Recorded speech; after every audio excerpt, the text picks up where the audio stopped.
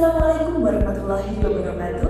Saya Diana Rahmawati, mahasiswa program Magister Administrasi Rumah Sakit Universitas Muhammadiyah Yogyakarta, akan membahas tentang salah satu isu dalam pelayanan di rumah sakit, yakni tentang pemasaran obat dalam rangka memenuhi tugas mata kuliah Manajemen Pelayanan Khusus Rumah Sakit atau MPKMS.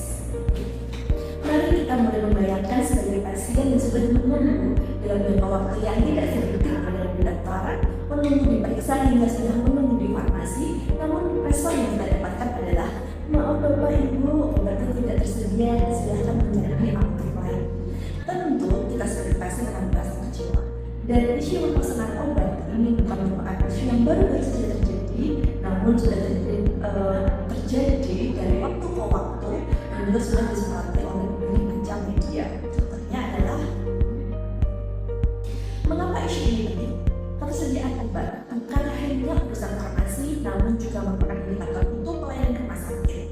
Adanya kekosongan obat merupakan suatu alarm atau sinyal merah yang menandakan bahwa adanya masalah dalam sistem pelayanan dan juga sistem pengelolaan rumah sakit.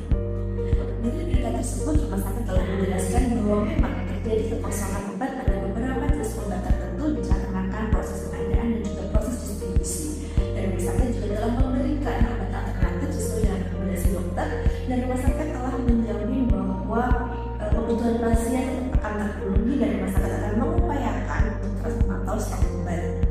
Jika dianalisis, mungkin terdapat beberapa akar masalah. Yang pertama, dari aspek mungkin terdapat kurangnya kompetensi dalam perencanaan dan juga komunikasi dan koordinasi antar unit. Kemudian yang kedua, dari aspek mental, program perencanaan atau forecasting mungkin belum mampu mengantisipasi adanya lonjakan pasien.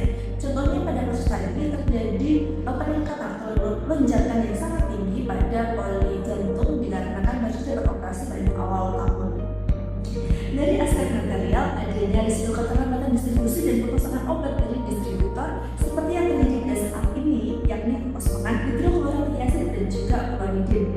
Dari aspek machine atau teknologi, belum adanya monitoring secara real time mengakibatkan deteksi dini stok kritis menjadi belum optimal. Dan dari segi communication, kurangnya komunikasi terkait dengan stok aktual dan juga alternatif obat ini menjadi suatu masalah tersendiri.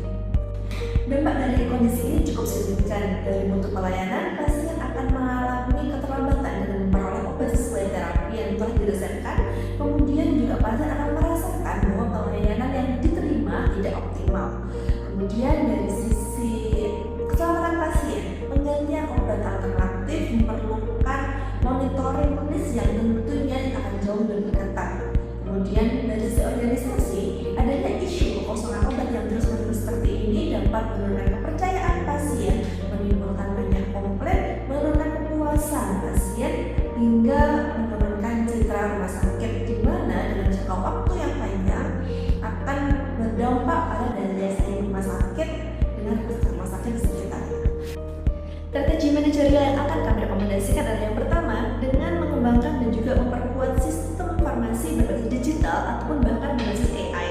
Dengan adanya sistem yang terintegrasi, maka stok obat aktual dapat dilihat secara real time sehingga kekosongan obat dapat dideteksi lebih awal. Dan juga data yang terdapat saat ini dapat digunakan untuk memprediksi kebutuhan di masa mendatang sehingga perencanaan pengadaan obat akan jauh lebih tepat dan jauh lebih efisien.